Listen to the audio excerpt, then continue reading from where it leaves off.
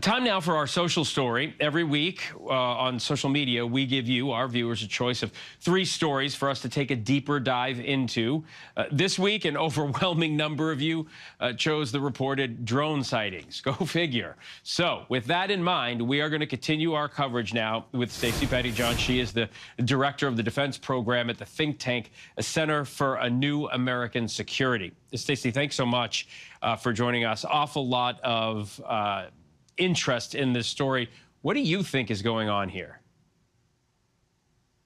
I'm not entirely sure, but I think it's important to distinguish what is happening right now over New Jersey and in the Northeast in general from the broader growing small drone threat, which is real.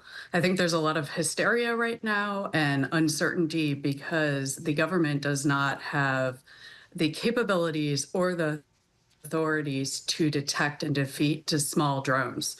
And they need to rectify that and rectify that quickly because we're seeing that this is a growing threat. Northcom has said there have been over 600 drones detected over US bases in the last few years, and that's probably not the entirety that have been there because they haven't been able to detect them all.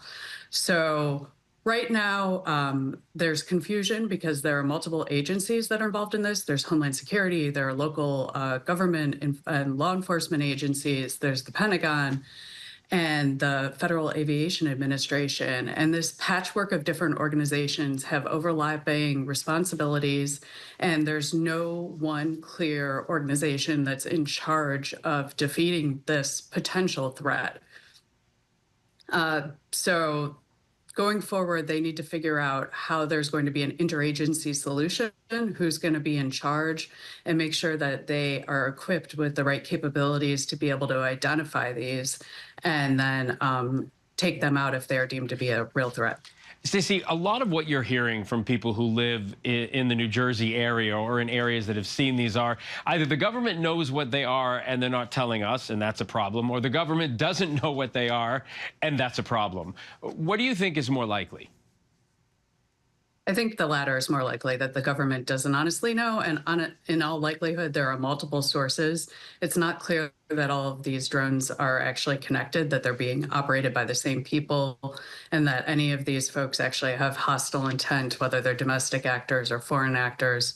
In all likelihood, there are multiple different people flying drones because these are readily accessible, and many people are probably misidentifying crewed aircraft, normal aircraft that are regulated and are allowed to be up in the sky, as potential drones. And just finally, Stacey, by now you've seen a lot of these videos, I'm sure, not all of them, and obviously you haven't seen everything in person. But what type of drones do you think these are, and what might they be capable of? And I know they're all not the same. Yeah, there are a bunch of different types. These are what the DoD calls Group 1 and Group 2. So some of them you've seen, they're small multi-rotor quadcopter type drones, but there are larger fixed wing ones that are used largely in the agricultural industry.